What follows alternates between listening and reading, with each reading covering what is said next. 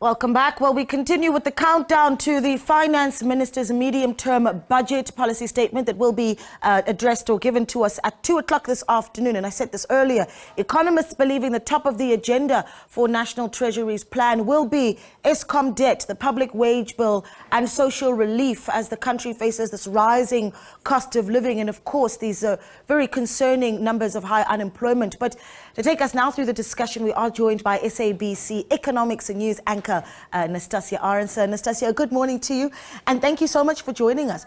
I think before we get into really some of the nitty-gritties of the lessons we've learned in previous budgets, what is it that you most want to hear today from the Finance Minister?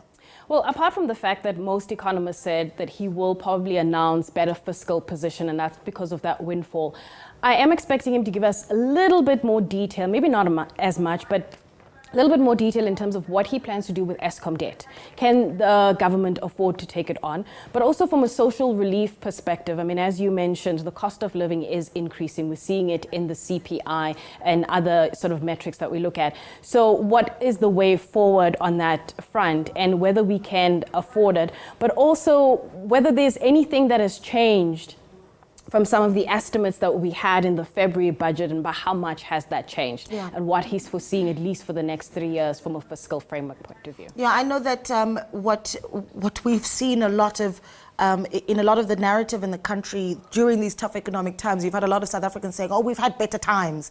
You know, this is the worst of the times for our economy. And in fact, what you've been doing as the economics team is throughout the day, looking at the different eras that South Africa's had, I believe on Morning Live, a discussion around what those budgets look like under former President Nelson Mandela. And you're talking about what they look like between 1999 to 2009 under former President Thabo Mbeki. Very interesting. Yes, so this time we're calling it the Mbeki Years, which of course led with the commodity boom and various other things. But because we started the show, rather the feature, with Morning Live, we looked at the Mandela years, which basically encapsulated the RDP program and how that came about. And that was because South Africa's fiscal position going into a new democracy was quite tight. The budget deficit was relatively high. They basically didn't have quite a lot of wiggle room to be able to enforce or make the kind of changes they wanted to. So RDP came in, and it was emphasizing, you know, fiscal transparency, tax transparency as well, reorientating spending.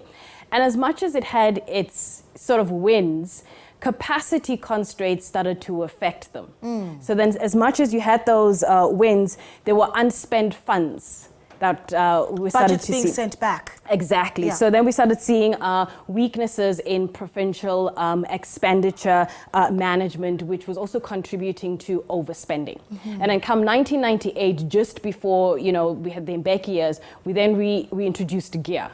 Right. And GEAR, for those who want, you know, sort of a reminder, it was the Growth, Employment and Redistribution Strategy, launched June 1996. And the whole point was to reorientate and fix some of the structural issues that they were having. It was to promote growth. It was to promote job creation through labor market, as well as some of the trade reforms, and even privatization, you know, was encapsulated in that. But under GEAR, we started to see the fiscal deficit being cut further, 1.5% of GDP. Okay. And we also started to see revenues being kept below 25% of GDP. There was continuous tax policy, administration improvements. So it started to actually bear fruit. And I think this is what, you know, some people will talk about and say, well, these are the years that some people want to go back to. There were good times, especially when we get into 2000s. And we've got some charts on screen just to show the viewers what we're talking about when we talk about the expenditure side of things. So that is the capital formation chart, as you can see. That's government fixed capital formation.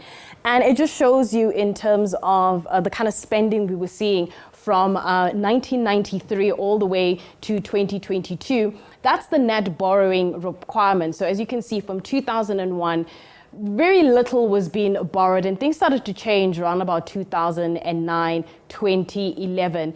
And there's another chart that we're going to put on screen. Well, just quickly, it looks like our borrowing certainly peaked last year. It did. I mean, also we had COVID, we had various, other issues that we needed to sort of plug gaps into. But it's also quite interesting to see that increase, and we'll put the expenditure one if they have that on screen. But it's quite nice to see that. Well, not nice to see how much we're spending, but it was interesting to see when that spending started to really go higher. And that was the World Cup as well, contributing to a lot of that. And that's where we're seeing here with the government fixed capital formation, looking at that spike from, say, 2007 round about 2011. But to give us also perspective in terms of what the environment was, I spoke to Kevin Links, who's a chief economist at Stanlib, and we're going to play that clip. It's about a minute long, where he outlines the details of what South Africa was dealing with, especially the government. Yeah, let's take a look at that. South Africa started its democracy in a very difficult fiscal position. And Trevor Manuel took over a challenging environment, right? So he had debt levels that were fairly high, they were rising dramatically, and he had to find a way to turn that around. And he started to do that systematically, and he started to implement policy changes that ultimately resulted in fiscal discipline. And it was accompanied by a more vibrant economy. Around about 2003, 2004, things started to pick up in South Africa. Now, that pickup was partly related to global economic conditions. In other words, the world economy was more supportive and commodity prices certainly helped South Africa. But there was also a higher level of confidence domestically, and South Africa was starting to enjoy better investment.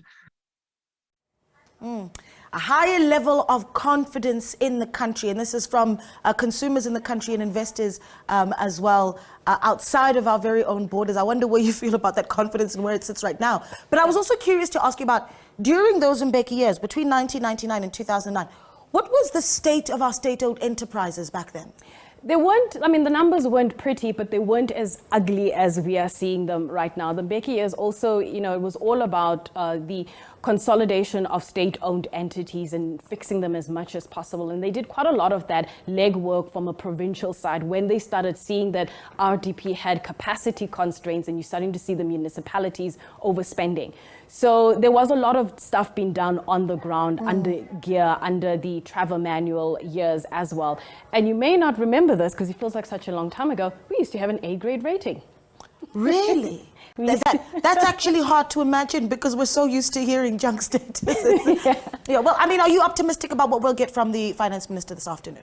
I am, but everything is in the numbers. I want to see the numbers, and hopefully they'll give me some idea of what's going to happen in February. Great stuff. Well, we'll be bringing it to you live at 2 o'clock right here on SABC News. Thank you so much to SABC Economics News anchor Nastassia Arendse, taking us back to the Mbeki years and earlier, doing the same with the Nelson Mandela years of the country. What our budgets look like and how we spent that money in the country.